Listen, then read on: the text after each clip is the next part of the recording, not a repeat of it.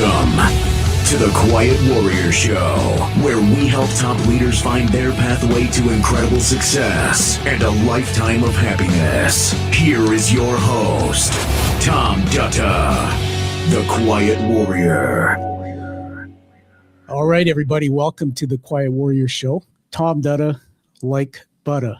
I'm pretty excited because we have an epic guest in the green room, and I'm teasing you on that. Before that, I'm gonna actually put something on the screen here and say thank you to everybody for their commitment to the show. You know, when I started the show, I didn't know where it was going to go, and we've been recognized in the last year and a half with some acknowledgments. Pretty humbled, but it's because of you and the quality of our guests. We are rated the #2 CEO podcast in the United States by FeedSpot out of California. We're in the top 10 Canadian leadership podcasts by FeedSpot again. And I just found out by Million Podcasts, their rating agency, we're in the top 100 storytelling podcasts. And as you know, we go into Plato's Garden and tell stories. So pretty humbled by all that. The studio is booked out now 4 months every week, and we have a waiting list, and the guests just keep coming. And I started as a guy with a cheap mic on a TV tray in my living room. So that's how you're self-taught. So let me get that off the screen, everyone. So as you might know, we're live, and we'll edit and tidy all this up. We'll release it as a YouTube premiere video and an audio-only international podcast. We're in over 20 countries on wherever you listen to your audio. And we'll be doing a viral clip campaign. So lots coming. But before we do that, as usual, we're going to start off with what I call the show hook. So stand by, everybody, while I set this up.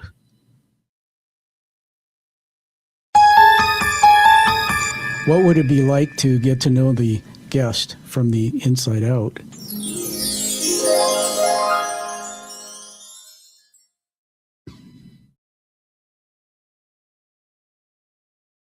What if the person you love most were about to step into a hospital and they didn't know what was about to happen to them? What if the doctor standing at the bedside was the one thing holding that whole system together, and that doctor was burning out too? Today on the Quiet Warrior Show, a man who has spent 5 decades inside that same system breaks his silence. His father drove a truck, and nobody in his extended family had finished college. But he was the first. And he almost quit medical school because of the weight of all of that, but he didn't. He persevered. He trained at Harvard. He trained at Penn. And he trained under a Nobel Peace Prize laureate. Imagine that. And after 50 years, he stood at that bedside of patients whose hearts were failing them. So he trained hundreds of cardiologists who now practice around the world what he's taught them. He spent 13 years inside the FDA, and he was advising them on the drugs and devices that your doctor hands over to you. And he's not a bystander. He's one of the architects of that system that he's now calling broken. Then his mentor, the man who had taught him that medicine is an act of love, he died a terrible death. Not from his illness, no, but from the same system itself. And he vowed he would speak. So 20 real patients, 20 real failures, one book that named the players nobody in the medical industry is willing to name out loud. Administrators, insurers, private equity, pharmacy middlemen, malpractice attorneys, and the blind spots inside his own profession. He's not here to sell you fear, everyone. He's here to hand you the map for every medical decision that's still ahead of you. In his own words, he's not going to stop until medicine is fixed or until he stops breathing. Let that land. So his name is Dr. Peter Kowey, and the book is called Failure to Treat. And then the next hour, you're going to understand why 2 out of 3 Americans have quietly stopped trusting the system that is supposed to save their lives. So stay with me till the end, will you? And now, welcome to the Quiet Warrior Show, Dr. Peter Kowey. Doctor, welcome to the show. Tom, thank you so much for having me. What was it like sitting there and hearing me introduce all about you? It was a little bit on the embarrassing side, but you said a number of things that I think really resonate and are really important. And that is that we're kind of in a desperate situation to fix the system that we've put into place and to make it better for our patients. Yeah, absolutely. I've just hold up the book again. I know you've got one. We're going to have you read from it.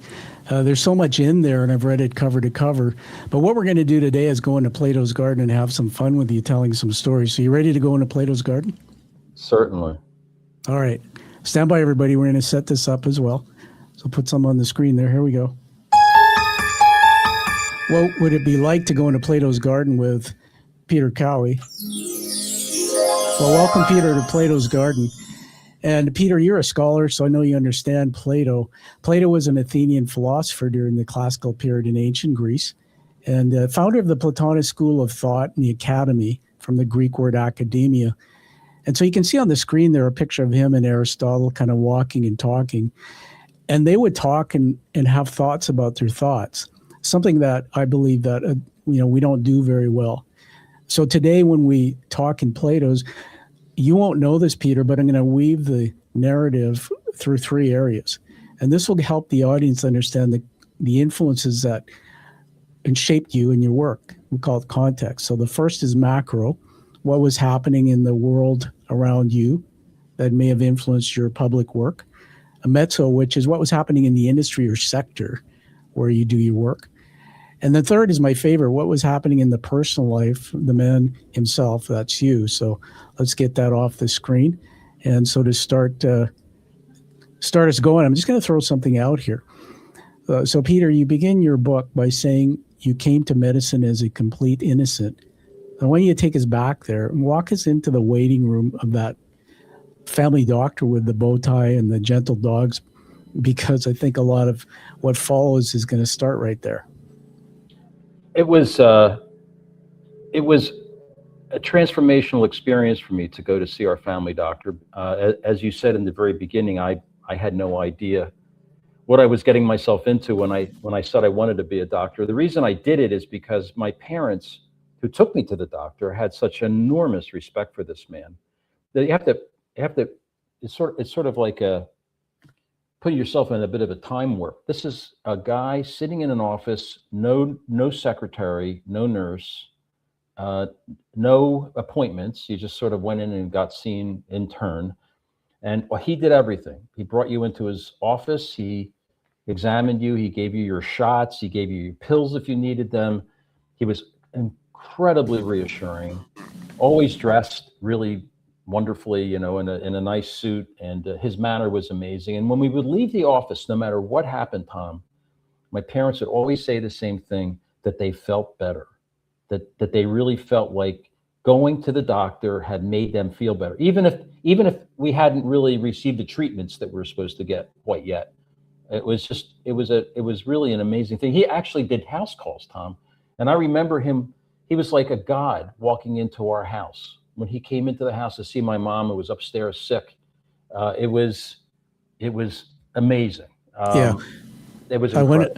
I want to just riff on that. That's kind of funny because I'm drawing pictures with words, and see everybody what happens is we're telling stories back and forth. But man, you took me back. So my father died in 18. I told you offline that it was a heart attack. So there's a thread here connected to cardio.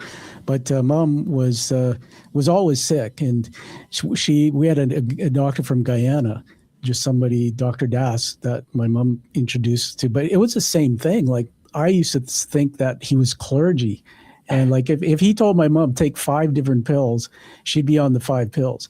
But just going to that room and everything you said is exactly what I experienced. So that took me back. So thanks for sharing that. I want to jump into micro here for a moment and throw this out. We can riff on it.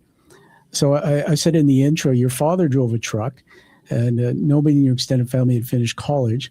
So what did you tell yourself on the nights in medical school when you almost quit?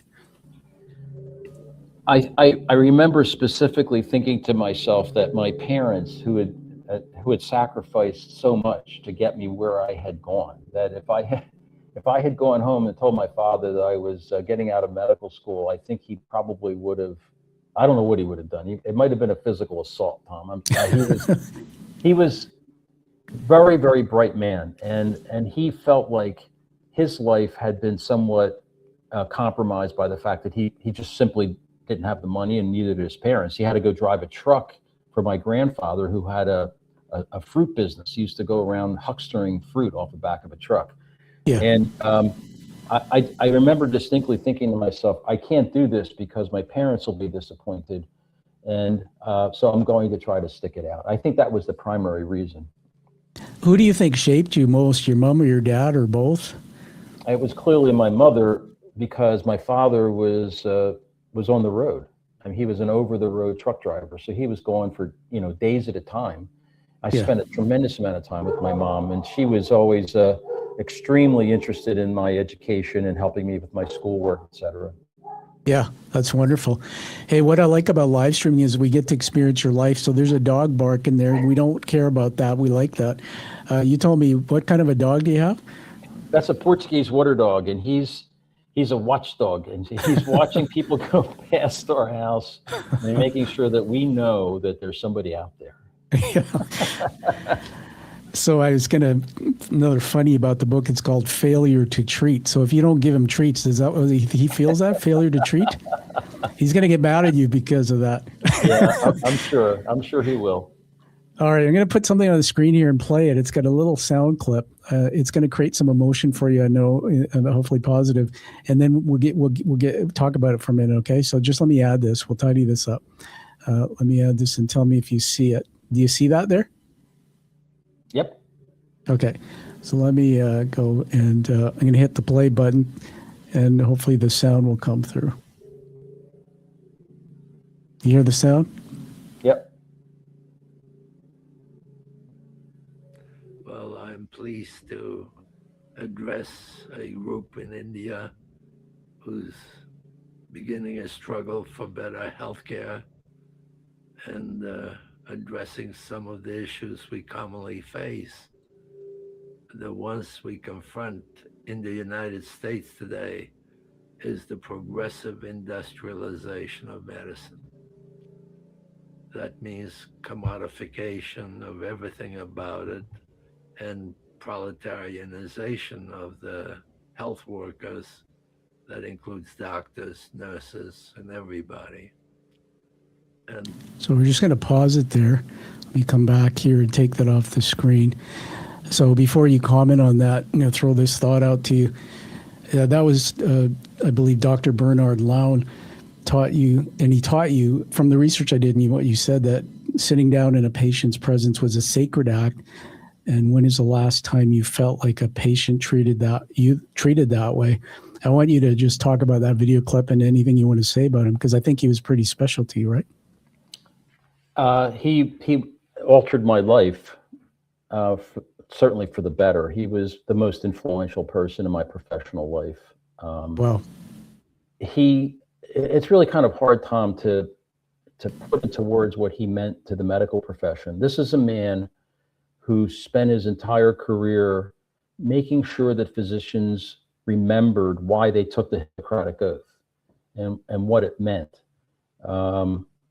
The thing that you just said was just one example of the many ideas that he had. For example, he said, when you walk into a patient's room, he would ask the intern when we would go on rounds, and I was the fellow on the service. He'd say, what's the first thing you do when you walk into a patient's room? And they never got it right.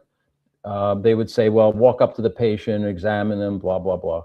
And he said, no, sit down. Because Wow. If you sit down, it gives a clear signal to the patient that you're not in a hurry. They're going to have a conversation. You're there to answer their questions. Sit down, cross your legs, and relax. And then ask them something about themselves, a personal question, something about their family or their profession or something non-medical, to establish that first relationship with the patient, to make them aware of the fact that you care about them. that's just one example of the many, many things that he taught us about how to take the right care of patients. Well, that's pretty incredible. What you said about what he was doing, just through the lens of neuroscience, because I mentioned you offline about my concussion I had. You see in the background of the studio there's a human brain. I call him Mr. Brain or Mrs. Brain. I take him out when I do public speaking, but I know you know the science inside out. But what I was thinking when you said that is it made me think about that's building rapport. It's building trust. Things like oxytocin, right? Things are going in my head. Because I mean, when I walk into my doctor's office when I had my concussion, I was scared, you know what? And I was afraid. And so that's a great thing. He said something, some might say controversial or some might say profound in that video clip. Just comment about his message there. And I think there's such an alignment with what your work is. Well, he is making the point that obviously, as we said earlier, this is a sacred profession, and there's so much responsibility that's given to caregivers. Another example of something that he said, and it was implied in that conversation, was when you're with a physician, and I'm sure you remember this, Tom. It's not every inflection of the doctor's voice, every manner, everything that they do in the room is important to the patient and conveys a message. And I'll give you an example, Tom. I was with a patient one time, and I was listening to her heart, and as I always did on every visit, and she had a very interesting little sound in her heart. It was like a click. It didn't really mean a whole lot, but it was a little interesting. So I spent a little extra time listening to her in a couple of other positions and with a different part of my stethoscope. She went crazy. She jumped up on the table and she said, "What's the problem? What's the matter?" And I said, "There's nothing the matter." She says, "But you're listening to my heart twice as long as you ever have before. Wow. Did you hear something? Is there some problem?" That's the level of perception that patients have when they're dealing with their physicians, and physicians have been very ignorant of the importance of communication, as you said, establishing the rapport and reaching out. And Dr. Lown, that was another thing that he preached. Everything that you do in the patient's presence means something. Oh, that's incredible. Another quick story to share back. You reminded me of when I had the concussion, I saw 12 specialists. They couldn't figure it out. And I saw the first psychiatrist. And would you know it, Peter? There's a wait list in Canada. Our system's broken for psychiatry. It's like 2 years. But I got into see this guy. My medical doctor, Margaret, said, "I don't really want to recommend you to him. I want you to recommend this guy." I said, "Margaret, I'm having these funny thoughts. So she sent me this guy. No kidding. I get into his office. He's got this big bay window, plants, nice office. He talks to me for 15 minutes. He's asked me a few questions. And then he hands me a prescription. He says, "Take these and I'll see you in 90 days. And it was antidepressants. And I looked at him and I said, I know a lot of people take these and I'm worried about side effects. I said, what happens in 90 days if I start having, he said, and he scolded me. He says, "You're not looking after your brain. If you don't start looking after it, it's going to shrink. I'll see you in 90 days. Oh my God. And I call a true story on this. I called Margaret back and I said, "Fire him. I'm never going to go back." I never did. I never took the pills. I found another doctor. So it's a lot about what Peter said, everybody, about rapport and building trust. Hey, Peter, I'm going to put something else on the screen. Tell us what we're looking at. Oh, that's the cover of the book with the title and a quote from the American Journal of Medicine editor-in-chief about why the book is an important one to read. Read that quote out. "This book should be required reading for all clinicians and patients who are serious about transforming American healthcare." It's from Joe Alpert, who's a friend and editor of the American Journal of Medicine. Very cool. So I'm going to just throw this out to riff on. There's a line in your prologue where you call this book the hardest thing you have ever written. What was the moment you knew you had to write it? It actually was during a conversation I had with Dr. Lown, and when he was being not treated well at the end of his life, and we had this conversation, and he looked at me and he said, he said, you've had a stellar career, Peter. We're very proud of what you've done, but you have to give something back, and you have to give more back. And we talked about this, and I said, well, how about talking about the system that we're so disappointed? And he said that would be an excellent idea, and I think that's where it germinated. Interesting. Yeah. The other thing that he did that I copied was he was a storyteller, and you mentioned this earlier in our conversation, Tom. But storytelling in medicine is an ancient art. We use stories all the time in teaching in medicine, and I thought that the most effective way to convey this, both to people in the lay people as well as the people in the profession, was to maybe tell some stories. Yeah, why do you think stories stick and facts and figures don't always stick? Well, I think it's the way you were talking about brain wiring. I think that's the way our brain is wired, that we tend to remember things that are cohesive, that are not just little bullet points. I was never really very good, by the way, at memorizing what are the 10 things that you see in this particular disease.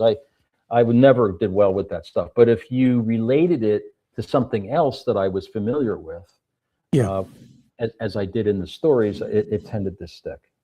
Yeah, I think there's some clues there for my audience, because all these recognition awards I told you about up front, we use narrative story on the podcast, and it's true. People they get emotionally connected. It's kind of like Star Wars. Spielberg created that based on hero's journey narrative. It's all story. I was telling my wife I can wake up and remember the movie by Hitchcock, The Birds. Oh yeah. I can remember that like yesterday, yet we watched a movie 2 days ago and I can't remember it. It's because Hitchcock did put us in that journey. Hey, want to do something fun and read something out of the book? Sure, that'd be great. So while you get that ready, I'm just going to tell the audience what we're going to do. So when Peter's ready, he's going to tell me, I'll cue it up, and then I'll full screen Peter so we can repurpose this. So Peter, you can use this. So tell me when you're ready. Yeah, let's go for it. Okay. And so, why don't we just do this? I'm just going to hold up the book there so people can see, so you can frame it in case while you're reading you want to show the cover. Okay, good. All right. So 3, 2, 1, stand by. What it would be like to hear the author of Failure to Treat, Peter Kowey, MD, read from his book. So Peter, we're going to have you read something out of the book. So why don't you tell us what you're going to read, and then I'll let you go for it. Well, I was going to read a little bit from the end of the preamble of the book. Okay. So just everybody, Dr. Peter Kowey reading from his book. Ready to go? Ready to go. The last paragraph in the preamble says, I truly hope this book helps all of us to refocus on what makes medicine so wonderful and diminishes the distraction of profit and power that have led to the sad stories told herein. I welcome dialogue with healthcare professionals, patients, payers, administrators, and lay readers, because only through the process of self-examination and external critique will we improve a broken healthcare system to which people needing care and trust their very lives. To that end, I invite interested people to access my website, peterkoweyauthor.com. There you can share your views and stay current as I regularly update and create video. The most important element is to address the new developments in the struggle for better medical care for all. Little free, cheap applause for Peter Kowey's reading. That was awesome, and you look great on camera reading that. It's a very real treat. As you know, I'm a published author, and one of the biggest joys I find is when you walk into a library and you see an author sitting there, especially reading children's books to children. Right? It's pretty amazing. I just put another camera on the screen here, Peter. Change it up a bit. Yeah, that's my studio cam. You can see I've got some stuff there with the book. I had some fun and I always like to do this so you can butcher it if I'm wrong. I wrote down here about the structure. I wrote the thesis, what I thought the book was about, but you'll tell us that. But the structure, because I think it's important, each of the 20 vignettes follows the same structure. There's a patient introduced, something goes wrong, a clinical explanation follows, commentary exposes the systemic failure behind the bad outcome, a conclusion widens that lens, and practical patient advice closes each chapter. And that architecture seems to mirror Grand Rounds is built to be accessible to not just doctors, but non-clinicians. So did I get that? It's something you said right there towards the end is really important to me, because in the old days, it's not done as much as we used to. In the old days, when we went to Grand Rounds, which was like the major conference of the week in a medical center where, medical students and residents and attending physicians, they would always start with a patient and a patient story. In fact, a lot of times they would bring the patient in to the auditorium and talk to the patient in front of the audience. But there was an introduction that included a clinical story. And then from there, the speaker would take that and go and run with it and talk about the disease state or whatever it was that was important. I think that is the way that, and we've said this, I think that's the way that doctors learn. And I think that's the way that doctors retain information. And I think it's also true for patients, which is why that I decided to use that genre. No, it's very good. I'm going to do a shout out here for the book. Everyone get the book, read it. But I got to ask you to post a review on Amazon, Goodreads.com, because as Peter knows, author's work's not known until somebody posts about it, so people can see the buzz around it. And when you do write a review, say something about the structure, something you liked about it, because that really is right, Peter. That's what gets people interested. Now, I never do this on the show up front. I usually add it to the show notes, but I want the audience to know a little bit about the depth of who you are. And you're very humble. I get this. Like everyone, I asked Peter if he wanted Dr. MD on his title on the screen. He says, no, just Peter. So you are a humble guy. In fact, you're here and you're so humble. You feel like the truck driver across from me, right? Two truckers bouncing around in their chairs. So Peter holds the William Wyckoff Smith Chair in Cardiovascular Research at Lankow Institute of Medical Research, professor of medicine and clinical pharmacology at Thomas Jefferson University, emeritus chief of division of cardiovascular diseases at Lankow Heart Institute. But this is a part that really is important. Over his career, he's authored and co-authored over 450 peer-reviewed papers, significant, co-edited 5 textbooks on arrhythmia, received more than 150 research grants, and trained hundreds of cardiologists, et cetera, served on 9 years on the FDA, and it goes on and on and on. I think this is why your work's so important, because it's credible, especially talking to a scholar who's just done some work myself. So congratulations on all of that. So let's get back into Plato's Garden. Peter, we're going to go into Mezzo, which is the sector. That's probably a deeper dive on your work. So Mrs. Francis, walk us through her Saturday night in the hospital. What does that one story tell us about what the electronic medical record has actually done to patient care? Yeah, again, all these stories are real. They've been anonymized and obviously de-identified so that nobody gets embarrassed. But this is a very, very sad case in which a patient went to the hospital with chest pain. This is a woman who had a known aneurysm in her chest, a weakness in the aorta in her chest. When she went to the hospital, she was having chest pain, and she told the nurse, triage nurse, that she had an aneurysm so that they would know that she did. One of the failings here was that she did have medical records, but they were in a different hospital and they did not have interoperability, so they couldn't access the records from the other hospital. So the nurse writes down, patient has an abdominal aneurysm. It was the wrong location. She said, you can have aneurysms in your abdomen, in the abdominal part of your aorta, or in your chest. She wrote down the wrong thing. That note was cut and pasted all the way through this woman's chart, so that everybody who saw her when she was admitted to the hospital thought that she had an abdominal aneurysm, but she was having chest pain. And so they were concerned about her having a heart attack, when in reality it was her aorta that was dissecting. And so she never had the correct studies. They ended up discharging her without really understanding what was going on. And she died the next day when the aneurysm fully dissected and ruptured.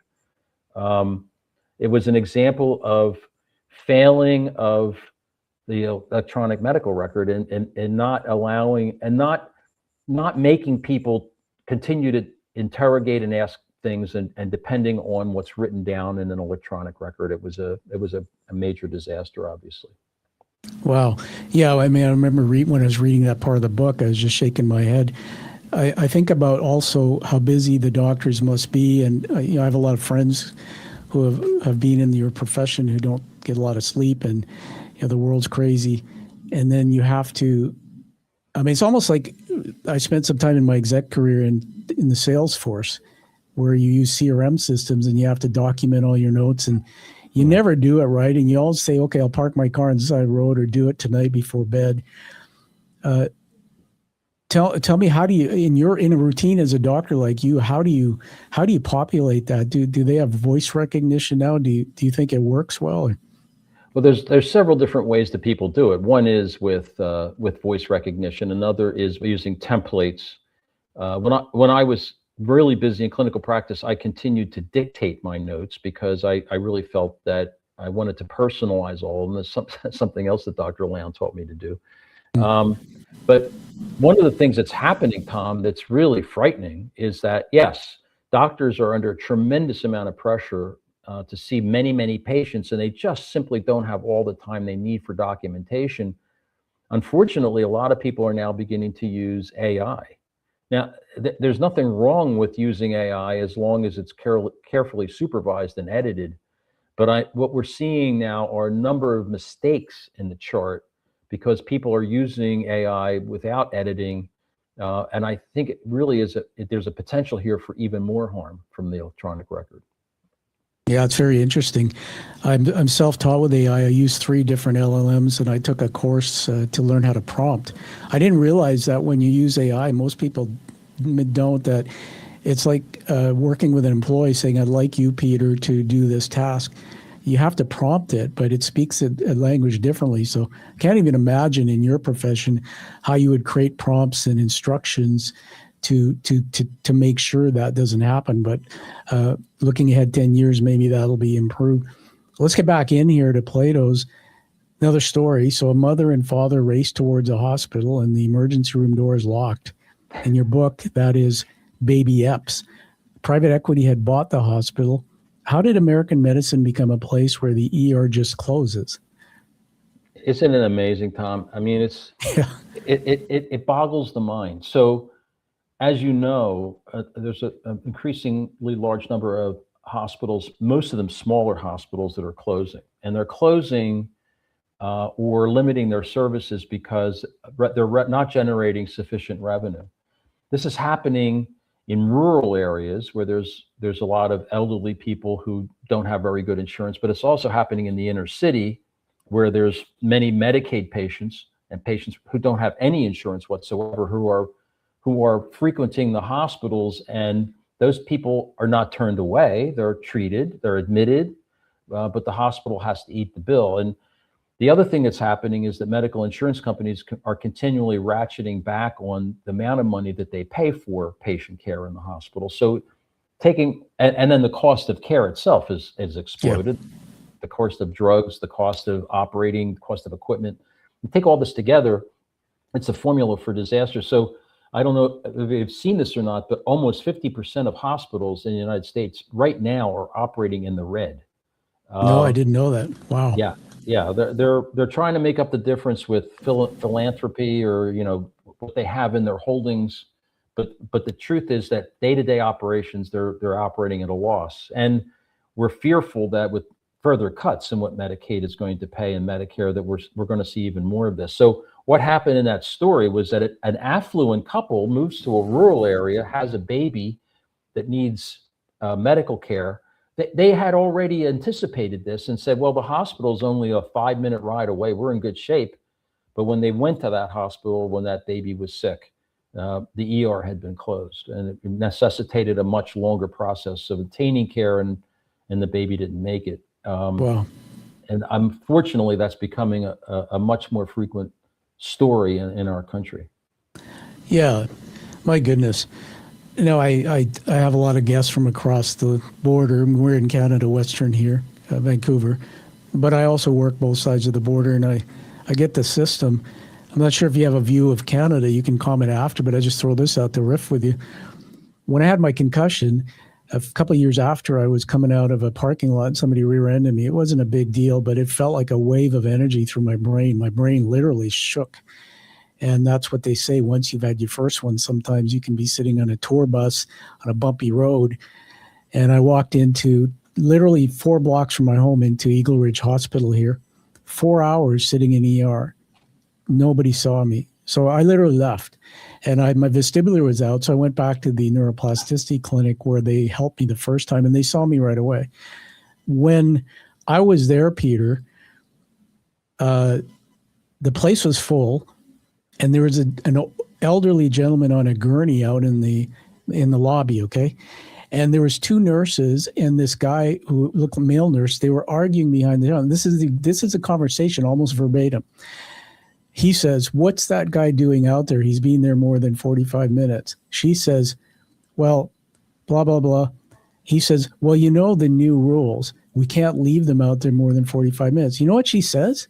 She says, "Well, he's going to die anyway." And talk about rapport. I'm sitting in the ER waiting to get help, right? I'm going like, what the fuck? Pardon my language. I'll have to edit that. But what do you do? What are we doing? And now I live in a middle upper class neighborhood, but this goes on across Canada, and we have our care cards and things, but our system is so broken. And then the last thing I'll say, and I'm not going to get into geopolitical commentary, but it is true. Canada is a nation that's multicultural. We opened our immigration policy wide, and we had millions of people come into the country.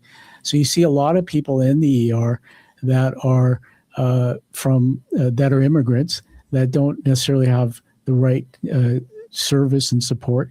And then we have a problem on our streets as well, like in the U.S. some places with overdoses and addiction and homeless. So you see, as you're sitting in this ER, you see 5, 6 people. One guy looks like he's from a gang. One guy's bleeding somewhere, and somebody staggers in. They look like they haven't showered for a month, but they're homeless. This is what our system has become. Just comment. Well, yeah, the ER has become a dumping ground. I mean, it's happening in the United States because people who have problems that should be dealt with are not getting those problems addressed because of the lack of facilities, the lack of primary care doctors, the lack of operating clinics in areas where people really do have problems. And so they sit around, they get really sick with things that could have been prevented or treated at an earlier stage, and they end up in the emergency room. And you're right. It's a motley crew of people in the emergency room. And now picture on the other side, the emergency room physician who's scrambling to try to see everybody and get everything done and document everything. And by the way, being afraid in the United States of getting sued because ER doctors get sued like crazy in this country. Yeah. So they're going to order a whole bunch of tests, make sure that they're covering their butt. It's just like it's almost like a witch's brew for making up the worst situation that you could possibly imagine. And that's what I tell rich people, by the way.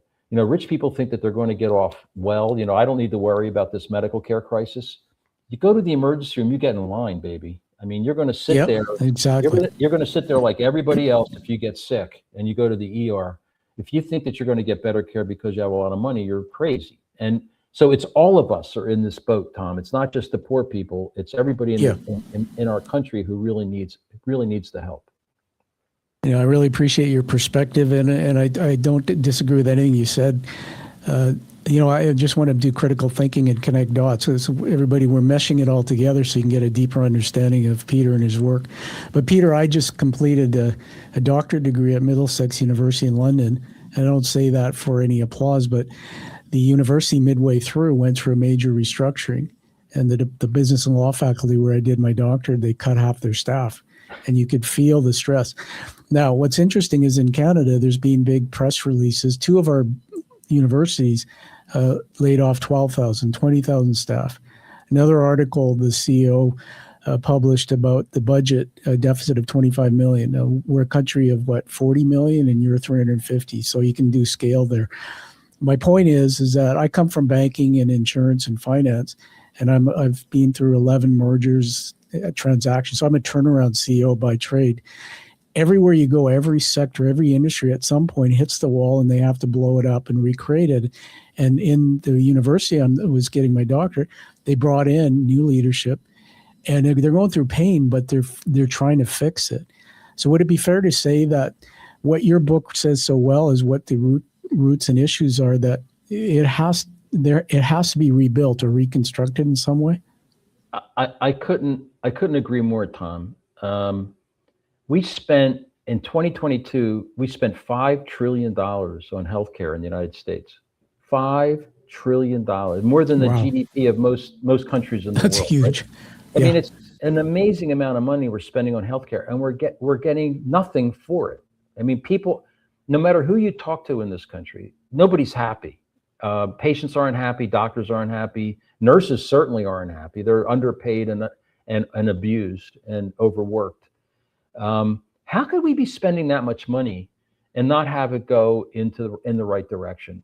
It clearly is because there are a number of people who are taking advantage of the system, making lots and lots of money, and that's not directly contributing to patient care. And so, we need a gross overhaul of the system. It's not going to be a Band-Aid. It's not going to fix it. Yeah, just reading off my paper here, I had a few signature sentences from your work. And one of them is follow the money. That's Peter's shorthand for how to locate the perpetrator behind any bad medical outcome. And it makes a lot of sense. But I don't know a lot about your structures, but I know about administrators. And reading your book, everybody, that's why you got to get this book. Hey, Peter, hold the book up again. Might as well give it another plug. Absolutely. We'll do it in stereo. Read the title. Failure to treat: how a broken healthcare system puts patients and practitioners at risk. All right. Look at that, everybody. I'm so grateful that Peter sent it to me and signed it for me. It'll go, by the way, Peter, on my book stack. Every guest who's come through, I read the books. It'll be permanently there. And so it'll give you free recognition as long as I'm here. But I mean, this is the thing about wasted money. So I think the book's a great read. Everybody should get it. But that's a really big point. Where's the money going? Let's keep going. Are you having fun? Oh, this is terrific. I always like talking about my book. Okay. It's one of my favorite things, Tom. Oh yeah, and I read somewhere that you wrote before this. This was your first nonfiction. You wrote 5 novels. Is that right? Yes, and they're all medical murder mysteries, and became very popular. And I was getting ready. In fact, I'm working on this next one, but I was encouraged by a lot of people to turn my attention to something like this. That's great. Well, good for you. If you want any early praise or anything, or to help with your next books, getting it out there, just let me know. Let's go into the last segment of the Plato's here, which I call macro. So this is the global influences of context. Okay, Peter? As an example, you might have grown up where your parents were in the Depression, and or you grew up in the World War era, and that maybe influenced the context of how you think and work. So trillions of dollars spent every year. So we're just talking about money. And the United States sits at the bottom of developed world health outcomes. So where do you think the money's going?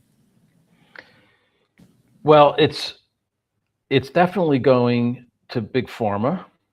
And that's not a big surprise. I mean, the cost of pharmaceuticals in the United States is a disgrace. I mean, we pay upwards of an order of magnitude more for drugs in this country than in other parts of the world for the same medications. Yeah. So we're getting ripped off on the pharmaceutical side.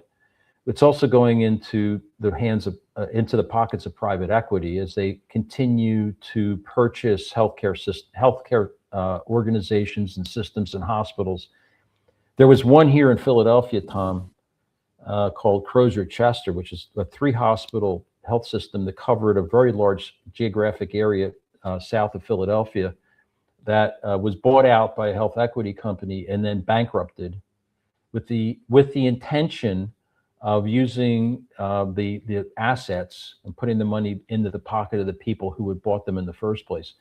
The first thing they did, Tom, after they bought that hospital system is that they took out hundreds of $millions of loans and then proceeded to waste all of that money so that they went bankrupt.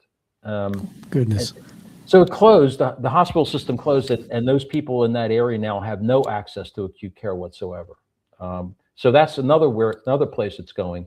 It's going into the pockets of malpractice attorneys who in this country are making enormous amounts of money on gigantic verdicts, going after physicians in many situations who have not really done anything wrong. And then, of course, there's the medical insurance companies who are cashing in big time on profits that they make from insuring patients and then limiting access to care. You know, that this whole thing about prior authorization, it's a really big problem in this country, where if a doctor orders something, there's at least a 15 to 20% probability that the patient will never get what the doctor ordered because the insurance company won't pay for it. So there's lots of places where we're leaking money. We're wasting money in the Medicare system. There's a tremendous amount of fraud and abuse in the Medicare system. People are spending hundreds of billions of dollars on worthless medicines. Do you ever watch television and the things that they talk about on television as being useful for a variety of indications, when in reality there's no evidence at all that they work? So we're leaking money in many different places, and as I said, it's going to take some heavy duty work in order to make it get better. Yeah, I mean, you know, we have a lot of TV shows and things about the medical. There are these series, right? And you watch, and they depict stories of working in the ER, and a lot of American ones. And you see these hospitals getting sued, these doctors, you know, getting accused of this and that. And you know, at one point, it makes me think about somehow there has to be a reckoning where the system starts to crumble. What do you think the one thing that has to happen before people start taking this seriously, or is that starting to happen? Oh, I think it's happened. One of the things about this book, Tom, is that there's not a single person I've talked to who's read this book who didn't want to tell me their story. You know, really, that didn't have the relative themselves, something that happened that was catastrophic and upset them. They want to tell their story. Nobody's happy with it, and I think we've gotten past that point. What we need is some kind of an organized effort, and it's probably going to be at a federal level in this country to change fundamentally the way that people pay for their health care. And so we don't have this fee-for-service system that breeds a lot of corruption. We need something that is much more equitable, and we need to pay more attention to people who have common diseases and not worry. You know, we watch these TV commercials about myasthenia gravis and ATTR cardiomyopathy and all these other weird diseases that, they're important, but people are dying from common diseases in many parts of our country. There's lots of things that we need to do to make that situation better. Yeah, I'm an ultimate optimist. I mean, coming through a recovery from an injury of my brain and the help I got, I mean, despite the warts in the system, there's a lot of good there.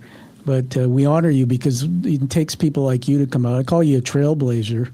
Man, you just like putting it all out there, but we need more of you in the world to do that. Let me just throw this out to you. I believe, these are my words, your book is deliberately apolitical, and yet you write that both parties have failed. What does a real fix look like if nobody is running for anything? And this maybe builds on what we just talked about. When you were talking about the need at federal, I just keep thinking about, and it's no different than in Canada in our parliament, your lawmakers, people have to go to work and actually do something. Yes. And I think sometimes there's so much dysfunction, and then you have these terms for your president, where a lot of progress is made, then all of a sudden, you know, the midterms and there's a change or something. It's just crazy. I just wonder what you think about how do you get that level to, and maybe they all have to start having heart attacks and experience the system. I don't know. Well, I think that our voting public needs to get focused on this issue and ask people who are running for political office, who've already been in Congress, for example, what have you done to make the situation better? And the answer is going to be, unfortunately, the incumbents have done nothing. And if they've done nothing, then in essence, what they're telling the public is, we don't care if you have diseases and that you die. We don't care. It's not our priority. It's just the way it is. And by the way, Congress people have the best health insurance on the planet Earth, and they have it for the rest of their lives. Even when they're out of office, they and their families get the best care in the world. They're basically turning their back on everybody else. And I think that if that's what you've done, then you need to go. You need to be voted out, and somebody needs to be put in your place who actually is paying attention to this issue. Tom, there's nothing more important than your health. I mean, and you know this, when you're sick, there's nothing else that matters. Nothing else in your life takes any priority whatsoever, because you got to get better. And if we're going to let people suffer with their diseases and not get better, then you're basically turning your back on them. You're not representing them anymore. You need to go. And I think that's what we're hoping happens in our political process, but it hasn't happened yet, unfortunately. No, I mean, amen to that. There's one thing we have on our, the difference where they say the difference between wisdom and knowledge is time. And the one thing we know is certain is some of the leaders in Congress or in our governments are older people, and they're going to be gone. I mean, my daughter's 28. She just got married, got her degree. And, she's the future leader of the country. And so there's all these people coming up. I just hope that people will go into the political arena and take some of those great jobs and be inspired to do it, not fearful of how they're going to be denigrated. And, it's a horrible space to work sometimes. Let's get back into Plato's here. Great discussion. If a young woman came to you today, or man, and said he wants to be a doctor, what would you tell her or him that you would never have said 10 years ago? Well, 10 years ago, I would have categorically said, yes, you need to do that. If a person is a bright person and properly motivated, then I think medicine is just an amazing profession. As I said a few minutes ago, when you're sick, your whole life is corrupted. The ability to take that off of somebody's shoulders and restore their normal life, their normal quality of life, I mean, that's transformational. That's a miracle. And the ability to do that and to do it thousands of times during a career I can't think of anything better. However, today, I would have to sit with that person and make sure that they understood what the limitations are of the system that they're going to work in. I don't want people to go into medicine with all their aspirations and then be bitterly disappointed when they're finished the process of what they're stuck with at the end. They need to know what they're going into. And they also have to have some idea of how they might themselves bring about change and what are the things that they can do to make the system better. And so it would be a longer conversation than it would have been 10 years ago. Yeah, it's very inspiring, Peter. I worry a lot about the care, the front line. You mentioned about nurses, but also mental health. And so what these people, what they see and what they do and how we can look after them, right? Because they can't be effective. Interesting. All right, we're going to do something here to honor you, and then we've got a couple quick things before we wrap up. So let me put something else on the screen here for you. Just stand by, Peter, and then I'll explain what it is. Let's see, share. Oops, stop. Maybe I'll just stop that. Hopefully you don't go away. Okay, you're still there. Hold on a minute, Peter. I just got to turn something off here. Okay, there we go. This is Tom, the host, talking to himself while his eyes are trying to find what he's looking for. All right, here he is. Okay, Peter, I'm putting something on the screen here. Tell me what you see. Looks like great. It's a customer review. Yeah. All right. So the only thing I don't like about showing Amazon is it shows my shopping habits. But obviously, if there's nothing, there's not. Hey, you'll like that. There's a bottle of omega-3 fatty acids. Do you see that one? I see it. Yeah, you like that? Use that for brain health. I've always taken that. which is a question I'll ask you after. Just remember this thought. You have everything you've done in your career, high stress, I'm assuming, is part of your profession. How do you stay healthy? Because you look vibrant, you're clear of mind. But let's get this over with first. So just sit back and relax while I read this, Peter. And I'm going to turn to another screen because I can't see close up that well. So just stand by. I'm just going to put this. Okay, so here we go. Stand by. We're revealing today live on the Quiet Warrior Show a 5-star international review for the book the book Failure to Treat. That's Peter Kowey's book. And so I've titled it Read This Before Your Next Hospital Visit. So here we go. It's posted and live. You can see it. A business associate passed this book along to me, and within the first pages, I knew I was holding something rare. Dr. Peter Kowey has spent 5 decades at the bedside of heart patients, trained at Harvard under Nobel Peace Prize laureate Dr. Bernard Lown, and has finally decided to say out loud what most of his colleagues will only whisper. Failure to Treat uses 20 unforgettable patient stories to pull the curtain back on a healthcare system that has quietly traded healing for revenue. You meet Mrs. Francis, whose aortic aneurysm gets lost inside a copy and paste electronic record. You meet Jay, who walks into a discount screening event and walks out with a disabling stroke. And you meet parents racing past a shuttered emergency room while their infant son fights for air in the back seat. Each story lands because it's built from real cases Dr. Kowey lived through with his own patients. And what makes his book different is its refusal to play politics. Dr. Kowey names administrators, insurers, private equity firms, pharmacy middlemen who have hollowed out medicine, and he's just an honest about the blind spots inside his own profession. I read it cover to cover. It will be a book I point to for years because nobody should walk into their next medical appointment without understanding how the game is now played. If you or someone you love will ever be a patient, and that means a lot of us, this is not optional reading. It's a survival guide written by a doctor who still believes the profession can be saved.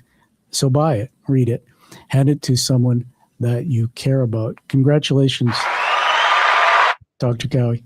Thank you, Tom. That's really wonderful. Yeah, so repurpose that. I'll send you what's on Amazon. Your team can cut it, put it on your website.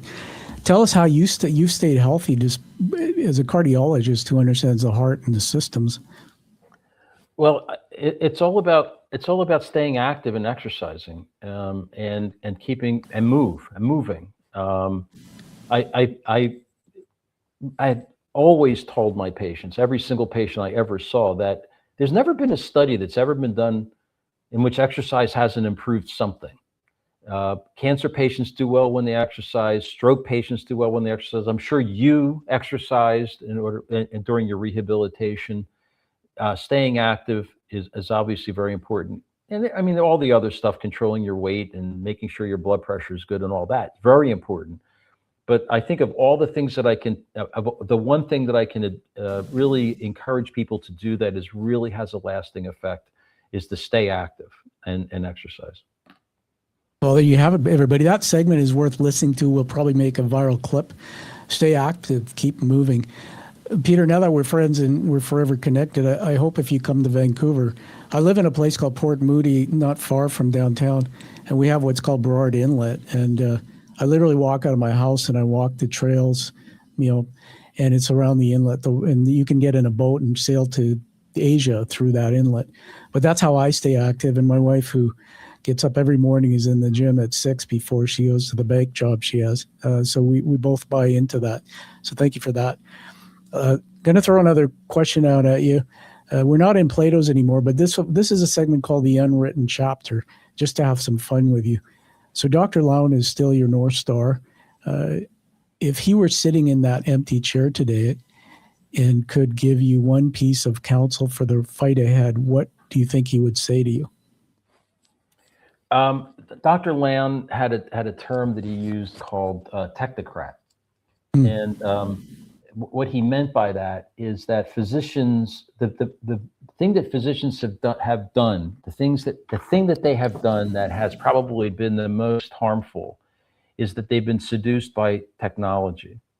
And so we've created medicine, you said this earlier, Tom, and I completely agree. Medicine has advanced tremendously. I mean, we are, as I said, we're doing things now that we never could have done several years ago when I started in practice. And that's all to the good. The problem is that we created a gap between all those things that we can do for people and ability of people to access it. And what Dr. Lown preached, and I completely agree, and have also admonished people about, is that we need to close this gap. When we develop new things, we need to keep in mind, as we're developing them, how can we get this out to people who really need it, and how can we impact diseases that are so common in our community, like stroke and heart attack and cancer, so that these advances are meaningful to people, and it changes their lives. That's the challenge. And whatever we can do to close that gap by discussing things as we're doing today would be very welcome. I know. Thank you for that. I go back to something I used to say to my wife, or we say to each other: take back your own health. And read, learn, listen to you, read your book, but do some things differently yourself. Don't wait for the doctor. Hey, everybody, great advice from Dr. Kowey. The last question we're going to ask you, and then we'll give you an award today. Did you know you're getting an award? No, I didn't know that. It's like Christmas today. A little known fact about Peter, he told me this offline, he's had 6 Portuguese water dogs. This is a man of habit. Most people get different kinds of dogs. He's had 6. Now, I can't tell you if he murdered them all for his mystery novels, but failure to give treats is probably not a problem in his life. This is called the Warrior's Torch, and we asked our last guest, and her name is Sharon Spano. She's an American, and she's quite well known in her profession, to pose a question for you. And so here's the question. If you could tap into your greatest superpower, what would you change about the world, and will that work? I would like to for people to treat other people with more respect. I think one of the problems that we are now getting into, and this is not becoming political, but I think it's across the board, is that there's an increasing lack of respect for our fellow man. And I'd like to see us return to some kind of civility in that regard, that we really reach out and understand that people are really going through tough times. They need help. And that this constant derision of other people, the constant complaining and moaning and making fun of people really has to end. So if I could change anything, I would change people's attitudes about their fellow man. And that translates, by the way, into being a good doctor. Being a good doctor is also, the first part of that is being a good person. You can teach a lot of people the science, but you can't teach them how to be a human being. Yeah, no, that's, I call that character, right? And I'm not a religious person, but I believe in my faith, and I read the Bible. My concussion had me really praying a lot, and the one thing the Bible teaches me is how to love people, how to forgive, how to be good, and the word respect, right?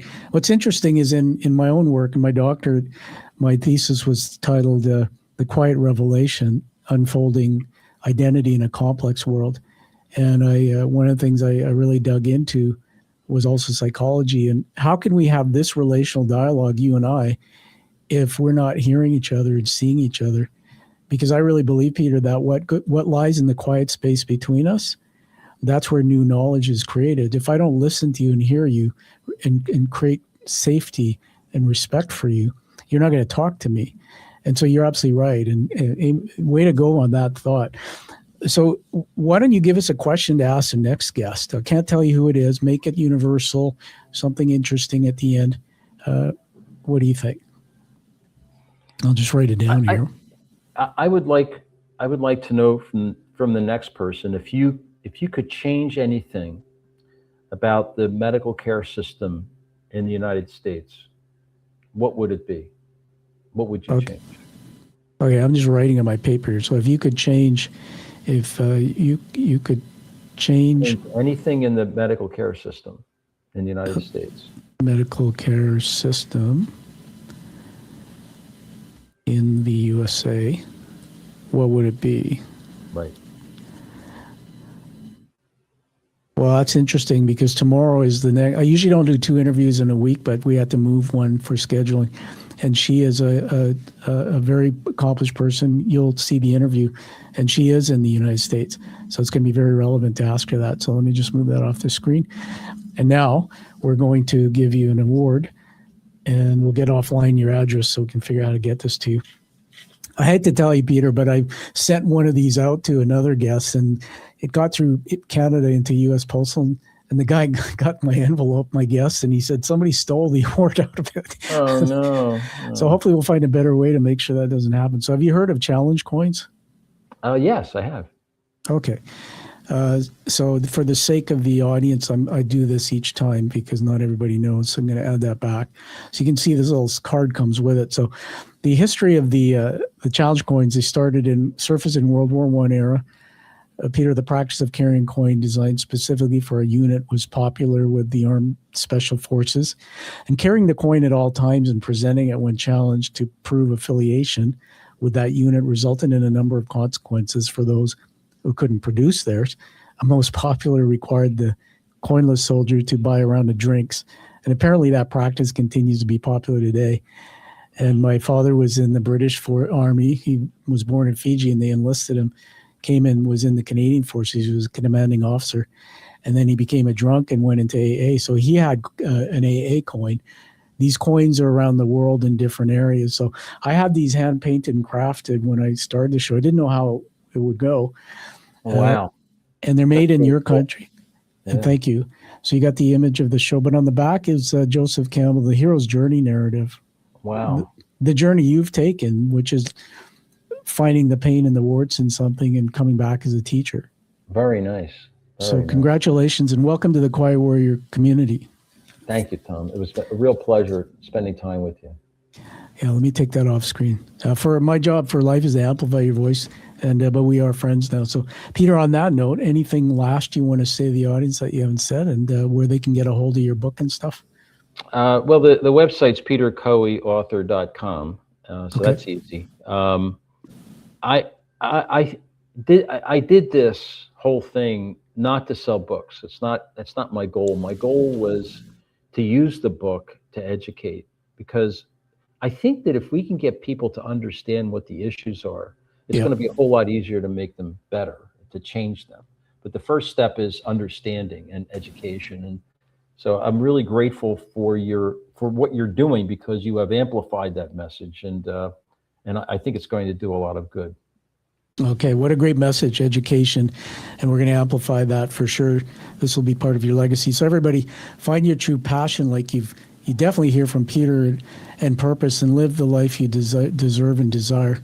We'll see you all next week on the Quiet Warrior Show. And thanks again, Peter, for being here. We'll have you back. Thank you, Tom. Appreciate it. You're welcome. Thank you for listening to The Quiet Warrior Show. Create is a motive-based leadership development firm. www.kreat.ca.